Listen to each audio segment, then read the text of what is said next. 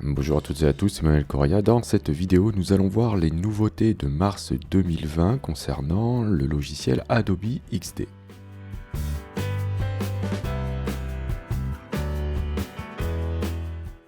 Nous allons voir la lecture audio, nous verrons les liens d'ancrage, nous verrons une petite astuce pour adapter les zones de texte au contenu et nous verrons que nous allons pouvoir maintenant lier plusieurs actions au déclencheur appuyé. Je vais commencer par le texte. Ici, j'ai un bloc de texte que j'ai créé donc avec l'outil texte à l'aide d'un cliquer-glisser. Donc c'est un texte captif, ce n'est pas du texte de points. Je vous rappelle que dans XD, vous avez la possibilité d'avoir les deux, c'est-à-dire soit du texte de points en faisant juste un simple clic, vous tapez votre texte, ou alors vous faites un cliquer-glisser comme je viens de faire pour faire un texte captif. C'est exactement le même processus que dans Illustrator, et vous pourrez passer de l'un à l'autre en cliquant sur cette icône là, enfin sur ces icônes là dans le panneau inspecteur propriété. Bien, alors la nouveauté de ce mois, c'est que lorsque vous avez le bloc de texte qui est soit trop grand, soit trop petit, eh bien un simple double clic sur la poignée de transformation centrale ici dans le bas vous permettra d'ajuster votre bloc au texte qu'il contient. Alors je vais vous montrer maintenant la lecture audio. Voilà, admettons qu'ici j'ai prévu de faire une page pour la lecture d'un titre. Je vais passer en mode prototype et je vais dire que lorsque je clique bien ici sur lecture avec le déclencheur appuyé, donc je vais cliquer ici sur le petit plus pour ajouter ici le déclencheur appuyé. Et je vais aller choisir dans la liste ici, non pas une transition ni une animation, etc. Mais ici, vous avez lecture audio qui s'affiche. Vous allez pouvoir ensuite aller chercher un fichier audio, soit dans votre disque dur, en cliquant sur ajouter un nouveau fichier, ou bien si vous l'aviez déjà fait au préalable, vous allez retrouver à ce niveau-là la liste des fichiers que vous aurez éventuellement été chercher. Donc ici, si je clique ici sur ce titre, j'aurai lier ce bouton sur ce titre et lorsque je vais cliquer sur la petite flèche ici pour faire un aperçu sur l'ordinateur, quand je vais cliquer sur ce bouton, voilà, vous l'entendez peut-être pas, mais j'ai de la musique qui est diffusée, donc vous pourrez essayer chez vous, vous allez voir, ça marche très très bien. Alors on va passer dans un autre plan de travail pour vous montrer maintenant, on va essayer de faire ceci, c'est-à-dire que lorsque je vais faire un aperçu de ces pages-là, j'aimerais, voilà, lorsque je vais cliquer sur ce bouton, avoir la musique qui se lance et avoir ensuite une animation qui se joue. Alors c'est donc la nouvelle possibilité maintenant de faire deux actions à la suite d'une interaction appuyée, c'est ça qui va nous permettre cela. Et je vais vous montrer aussi que lorsque je vais cliquer par exemple sur un lien, je vais pouvoir aller directement, regardez, hop, voilà, à l'intérieur de ma page, donc ce sont des liens ancrés dans la page. Je vais pouvoir ensuite remonter si je le souhaite, voilà, ce qui m'évitera d'avoir à créer plusieurs plans de travail pour cela, éventuellement, ou alors à devoir scroller à la main avec la molette. Donc comment on peut faire ça? Déjà on va voir les liens ancrés. Ici, donc je vous ai préparé ce document là. Donc c'est tout simple, vous voyez que j'ai juste agrandi mon plan de travail vers le bas afin de mettre ici les paroles de la chanson éventuellement. Et on va dire que si je clique sur le micro, je vais directement aller chercher ici les paroles à l'intérieur de mon plan de travail. Alors comment faire ça? Tout simplement, je vais passer donc au mode prototype, c'est déjà le cas.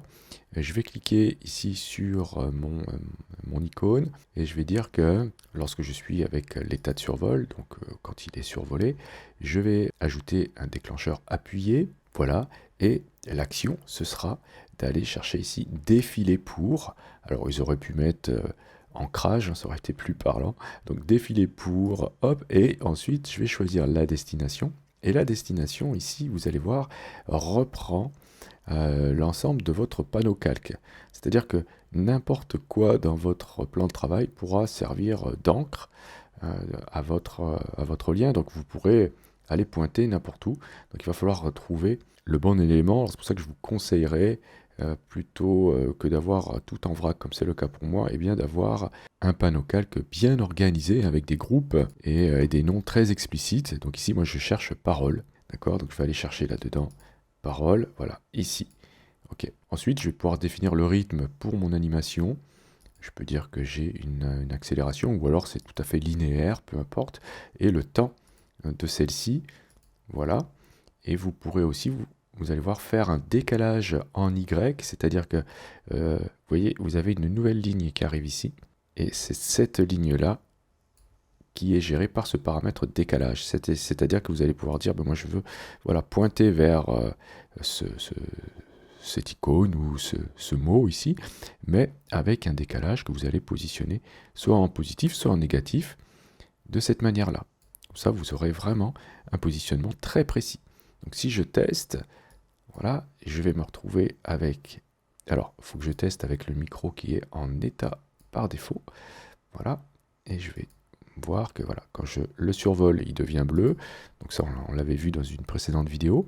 Et lorsque je vais cliquer, hop, voilà, je me retrouve avec un défilement au bon endroit dans ma page grâce aux ancrages. Alors il faudrait que je fasse la même chose pour remonter maintenant, mais très simplement, vous allez voir, on va le faire.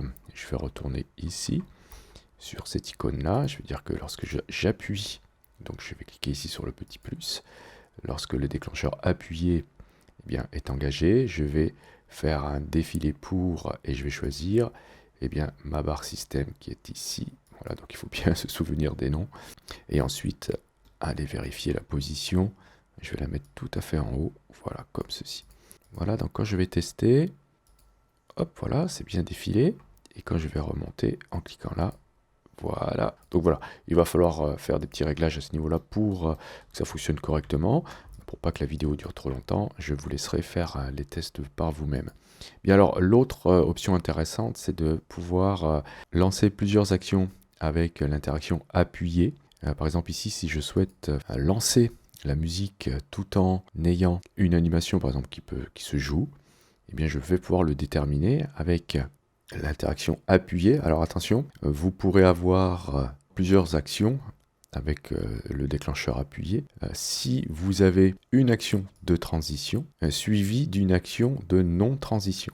Par exemple, vous allez lancer une animation et une lecture audio ou une lecture vocale lorsque vous allez cliquer sur un bouton. Voilà, vous ne pourrez pas avoir deux animations par exemple. Par exemple ici, à mon état de survol, je vais ajouter l'interaction donc appuyée. Je vais dire que je vais aller faire une animation automatique vers le plan de travail qui s'appelle musique 9. Voilà, donc je pointe sur ce plan de travail et je vais ensuite dire que voilà, l'animation dure 5 secondes, comme ça me permettrait d'avoir un peu de musique. Donc le souci, moi, par exemple, pour ce que je souhaite faire ici, j'aimerais que lorsque je clique sur ce bouton, j'ai la musique qui se joue et j'ai aussi une animation qui se joue. Donc c'est pour ça que j'ai fait plusieurs plans de travail. J'aurais pu voilà, simuler les ondes de la musique et un défilement. Sauf que malheureusement, la musique va s'arrêter dès que la transition sera faite. Donc ça, pour l'instant, c'est un peu dommage. Donc ici, c'est pour ça que j'ai ajouté une transition, une durée hyper longue pour jouer mon animation automatique. Comme ça me permettra d'avoir au moins 5 secondes de musique. Donc ce que je vais faire, c'est qu'une fois que j'ai ajouté, vous voyez, mon action de transition, après que je clique sur mon bouton, je vais ici retrouver, voilà, vous avez action plus à ce niveau-là. Alors attention, ce ne sera pas ici qu'il faudra l'ajouter, mais c'est bien en dessous qu'il faudra l'ajouter. Donc si je clique sur plus, ici je vais pouvoir dire, ben, j'ai en plus une lecture audio qui va se faire de cette musique-là. Donc je lance la preview. Si je clique ici, alors il faut bien que je me mette sur l'état par défaut, et je m'aperçois que j'ai ici un lien qui pointe ailleurs, c'est pas bon, et celui-ci, voilà, c'est état de survol, très bien. Donc je vais vous le montrer. Si je clique là, donc j'ai bien la musique qui se joue et l'animation aussi. Donc voilà pour ces quelques nouveautés de ce mois de mars 2020 concernant le logiciel Adobe XD. N'oubliez pas que vous disposez d'une formation complète sur tuto.com, une formation qui voit l'ensemble des fonctionnalités du logiciel. Cette formation s'étale sur plus de 6 heures de cours avec en fil rouge un exercice complet qui vous permettra une bonne compréhension et surtout une bonne prise en main du logiciel.